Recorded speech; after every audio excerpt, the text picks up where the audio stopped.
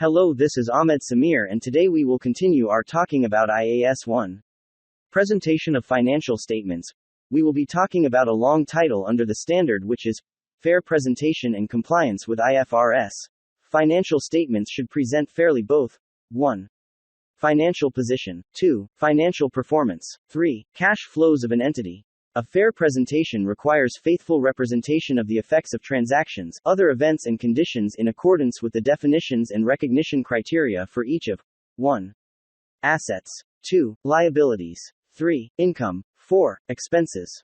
Prescribed in the framework. It is assumed that the application of IFRS is, with additional disclosure when necessary, results in financial statements that achieve fair presentation.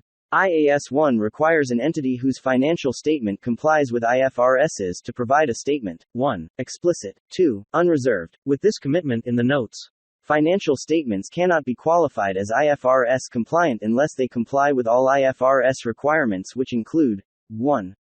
International Financial Reporting Standards. 2. International Accounting Standards. 3. IFRS interpretations. 4. SIC interpretations. Inappropriate accounting policies are not corrected either by 1. Disclosure of the accounting policies used, 2. Or by notes, 3. Or explanatory material.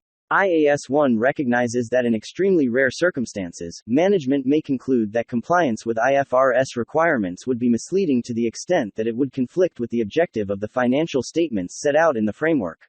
In such a case, the entity shall not comply with the requirements of the International Financial Reporting Standards with detailed disclosure of the nature, causes and impact of the non-compliance.